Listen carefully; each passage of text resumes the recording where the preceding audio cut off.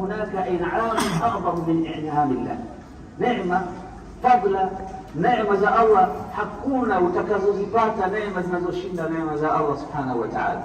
Lakini mufassirun wanasema laysa ba'da in'ami Allah in'amun a'zamu min in'ami alwalidayn, hakuna baada ya in'ami ya Allah in'am zitakazoshinda za wazazi wako wawili, baba na mama.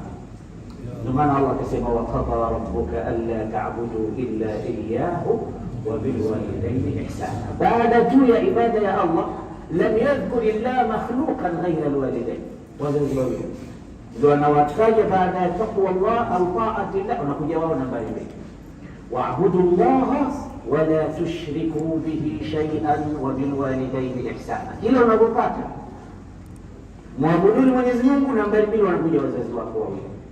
Sasa je, mlango huu kama hauko tena katika dunia na haukufanyia ihsani inavyotakiwa? Mtume alipokuwa anapanda mimbar alikuwa anaitikia dua, muombaji dua hawakujua ni nani, kumbe ilikuwa Jibril, akisema raghima anfu mri'in adraka walidayhi fil kibari ahaduhuma au kilahuma thumma lam yadkhul aljanna au lam yadkhilahu aljanna. Amehasirika mtu ambaye atawakuta wazazi wake wawili wako katika utu uzima alafu asifanye mambo ya kumsababisha yeye kwenda peponi. Ndugu zangu, msiba wa kuondokewa ni mzito, lakini kuondokewa na mama ni msiba mzito. Tunamuomba Mwenyezi Mungu awape subra na wazidishie subra hiyo wafiwa. Al-ainu tajma wal qalbu yahzan wa la naqulu illa ma yuhibbu Allah wa yarda. Nini tufanye sasa? Tumeshaondoka mama yenu, tumeshamfanyia ihsani zetu, dua, kila kitu kilichokuwa tunatakiwa kukifanya, lakini hiyo sio mwisho wa kumfanyia wema. Mtume sallallahu alayhi wasallam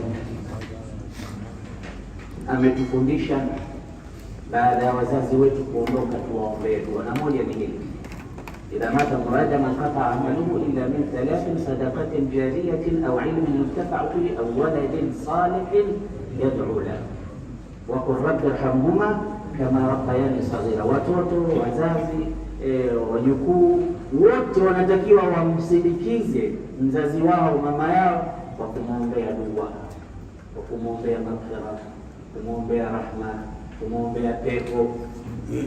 Lakini hiyo haitoshi.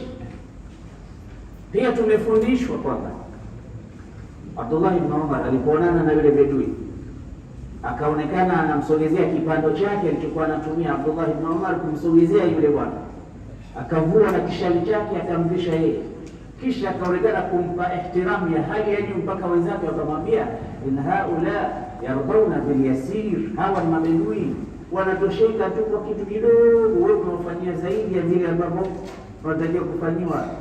Alisema neno linatufunza sisi baada ya kuondokewa na wazazi wetu.